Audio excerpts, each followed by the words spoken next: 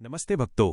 आज मैं आपको उस समय की कहानी सुनाती हूँ जब साक्षात भगवान विष्णु ने अपनी लीला से जगन्नाथ का रूप धारण किया। ये कथा सत्ययुग की है, जब अवंती नगरी में परम विष्णु भक्त राजा इंद्रद्युम्न राज करते थे। एक नील माधव की खोज और विद्यापति का प्रेम। राजा इंद्रद्युम्न की बड़ी इच्छा थी कि वे भगवान विष्णु के सबसे सुंदर रूप के दर्शन करें। उन्हें पता चला कि ओडिशा के जंगलों में भगवान नील माधव के रूप में पूजे जाते हैं। उन्होंने अपने राजपुरोहित के भाई विद्यापति को खोज के लिए भेजा। जंगलों में भटकते हुए विद्यापति की भेंट शबर कबीले के मुखिया विशववासु से हुई।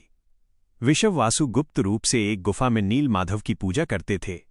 विद्यापति ने उनकी पुत्री ललिता से विवाह किया और बहुत अनुनय विनय के बाद गुफा तक पहुंचने का रास्ता निकाला। लेकिन जब राजा वहां पहुंचे तो भगवान नील माधव अंतर्ध्यान गायब हो चुके थे। राजा बहुत दुखी हुए।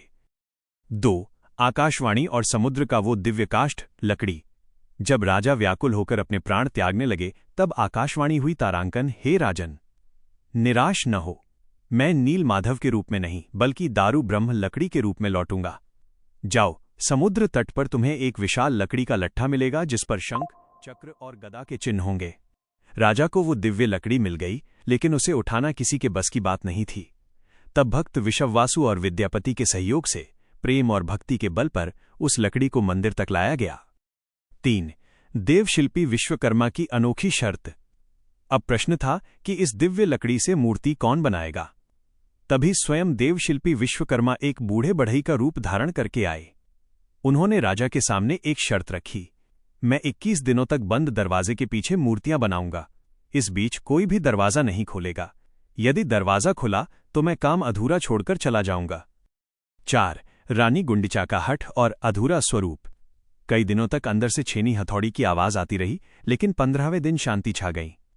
रानी गुंडिचा को चिंता हुई कि कहीं वो बूढ़ा बढ़ई भूख प्यास से मर तो नहीं गया। रानी के हठ के आगे राजा को झुकना पड़ा और दरवाजा खोल दिया गया। जैसे ही दरवाजा खुला वो बढ़ई गायब था। वहां केवल 3 अधूरी मूर्तियां थीं, जिनके न हाथ थे न पैर। राजा यह देखकर रोने लगे कि उन्होंने भगवान का अपमान कर दिया। तब भगवान ने स्वप्न में आकर कहा, राजन, दुखी न हो। मैं इसी रूप में संसार को ये बताना चाहता हूं कि मुझे देखने के लिए भौतिक आंखों की और चलने के लिए पैरों की जरूरत नहीं है। मैं केवल अपने भक्तों का प्रेम और भाव स्वीकार करता हूं। जगन्नाथ मंदिर की त्रिमूर्ति। भगवान जगन्नाथ, इनका काला रंग शून्यता और अनंत ब्रह्मांड का प्रतीक है। बलभद्र, बलराम, सफेद रंग जो शक्ति और शांति का प्रतीक है। देवी सुभद्रा, पीला रंग जो भक्ति और स्नेह का प्रतीक है। कथा का सार।